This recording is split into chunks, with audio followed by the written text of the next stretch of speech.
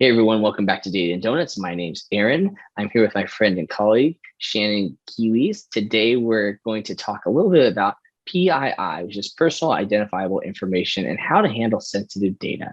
But before we get into that, I would like Shannon to tell us a little bit about herself. Hey all, hi, Shannon Quihuiz here. So I am currently at Orange Coast College. I'm our Associate Dean, managing student Title IX issues and all other grievances that come up. I've been in higher ed for over a decade in Title IX, student discipline, and I started out really early on doing all the fun things like student government and events and planning and things like that. Currently in my all but dissertation mode, so I'm pursuing a PhD at Claremont, and that's me.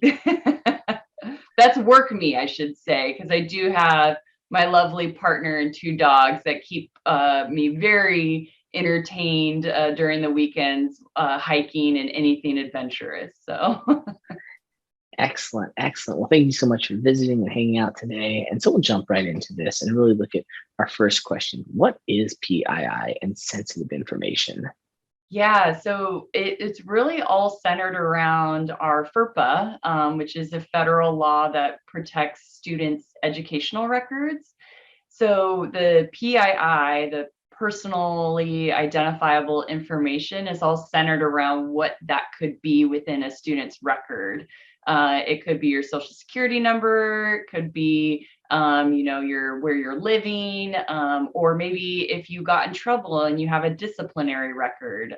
So all of those types of sensitive personal information would fit under that category. Excellent. Thank you so much. And as we start moving along, and of course, my whole questions just disappeared. Of course, that's what happens to me. But that's the magic of 500 screens in front of you. And so now we have those back. And so my next question is, you mentioned FERPA a little bit. And so as you start collecting information, being handed information, or even viewing information, what considerations should we have in relation to FERPA? Sure. So, I mean, FERPA protects students' educational records, but there are some exceptions in which we can share amongst each other if it fits one of those categories.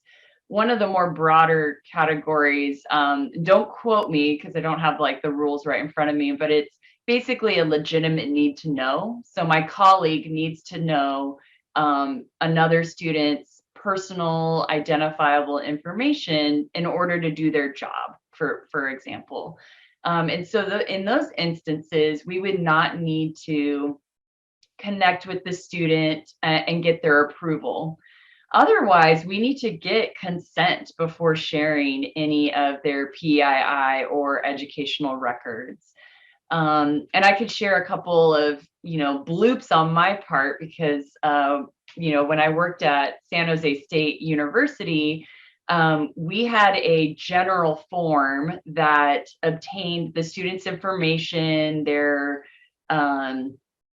SID number, and a couple other, personal identifiable information that would be contained within an educational record. And that was a case management form. And because my workload was so obscene, I would take those often in a bag to home. And then when I would relax in front of the TV, I would just, bang out all of my case management notes. But I would need that document to kind of, tease or, have me recollect what that conversation was.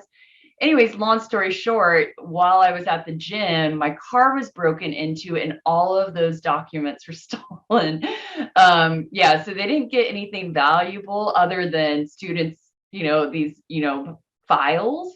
However, we had to conduct outreach to every single student that we lost that paper and just say, hey, sorry, your personal identifiable information was compromised in the sense that someone broke into an administrator's car obtained a file and it had your SID number and this other information on there relating to your student discipline record.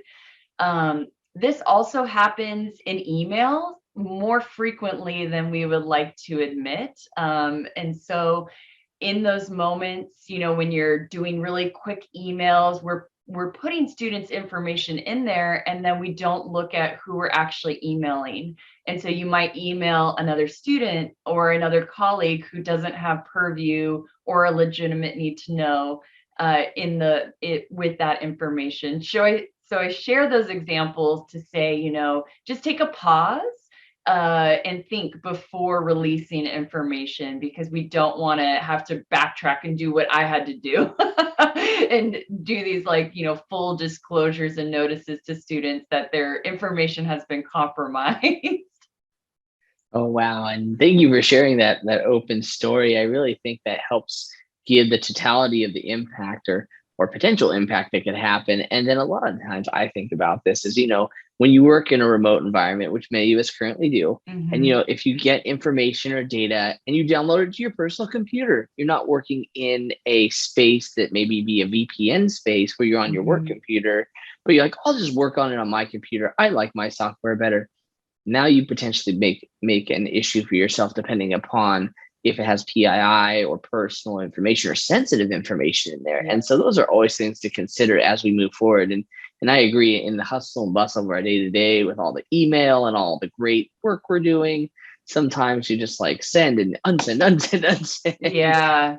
So I remember the biggest blunder, thinking about, because PII includes admission records and things like that. And I can't remember what UC campus it was, but they blasted all of the students' information. And I'm like, ooh, that was a big one. Wow, that's oh no, Yeah. right?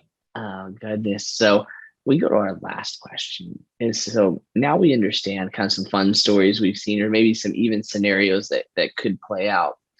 What's your recommendations for handling sensitive information? Yeah, so the first piece is similar to what you just highlighted. It's really important to keep it in a secure place. So whether that's electronically, or if you're, still trying to navigate electronic, but you need that paper file, that those are secured in such a way where, folks that are accessing your office after hours to help support the cleanliness, cannot view or take that information. Similarly, when you think about people accessing your space, if you do have students' information visible on your computer, how are you minimizing screens or removing that information to ensure that someone isn't, mistakenly or inadvertently seeing that sensitive information? And then lastly, when you think about how you are in those moments where folks have a legitimate need to know in order to perform their job, how are you sharing that information in a secure manner? Is it electronic? How are you providing privacy notices? Some people on the bottom of their emails will say, a privacy notice regarding that particular communication. So there's a lot of different ways in which you can, make sure a student's educational record is retained in a safe and secure manner. But also know that we're human, and when mistakes happen, as I shared earlier, there are ways to remedy, and in those moments we are required to notify students.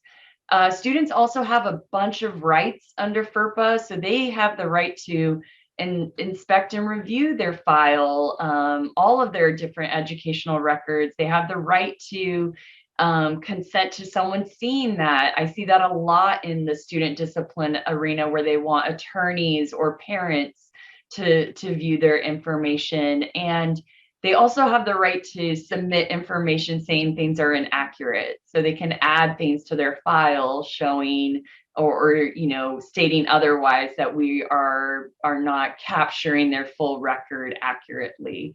And so knowing that, there are ways to be safe about it. There are remedies to perform in the unfortunate case that something happens, and that students have rights. We're covered in all ends, and you all will be okay.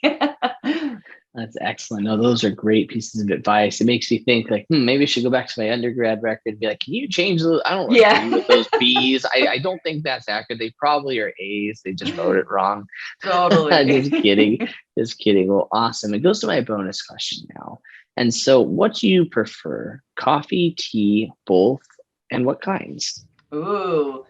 So I'm a huge drag queen, connoisseur person. So I'm all tea, no shade. And I will always, if I do have a coffee, it would be like a milkshake coffee.